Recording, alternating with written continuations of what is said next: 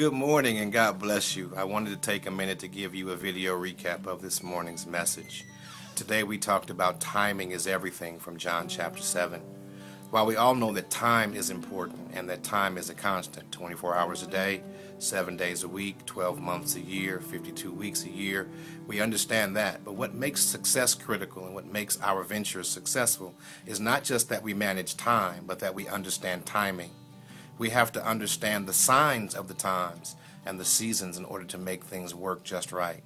John chapter 7 shows us how Jesus does just that. It's the Festival of Tabernacles coming up, and there's some things that are going on around Jesus' life that are pushing him to do what it's not his time to do. There are those who hate him in John 7 and 1. They want to see him killed in Judea.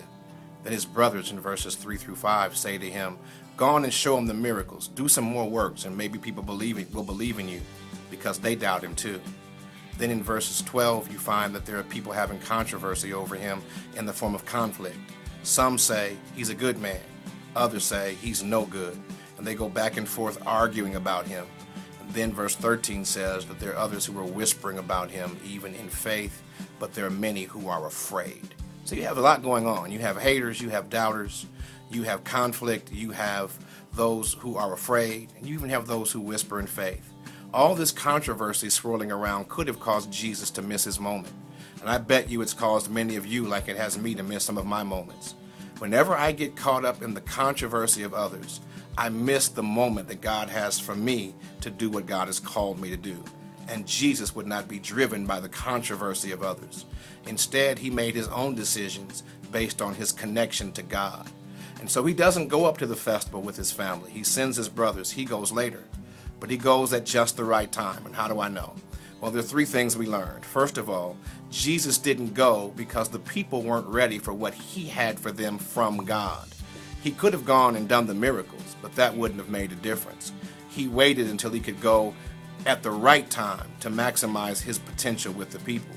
Secondly, he didn't go because the plan they had for him was not the plan God had for him. And until God's plan was ready, Jesus did not move. And then finally, we learned this. When Jesus did show up, it was right in the middle of the festival. And he didn't come working miracles. He came with a great message. In verses 30 and 31 say, many of the people in the crowd believed and committed to him in faith because he showed up with the right message at the right time. And that's all I really want to tell you is if you want to make the most of the moments you have, you must understand that controversy will get you in trouble, but a connection to God will get you there at the right time. And how will you know? You don't let people make you move. You move when God says the people are ready for you. Then secondly, you don't go on a plan that elevates you.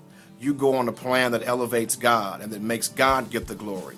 Then finally, you go at the moment you'll have the maximum impact. And what does that mean?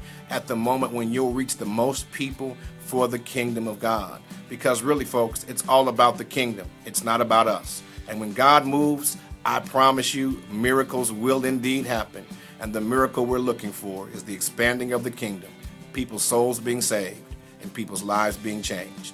God's waiting on you. Timing is everything. And it's your time now to tell your story and to give God the glory. I love you with the pastor's heart. See you soon. Peace.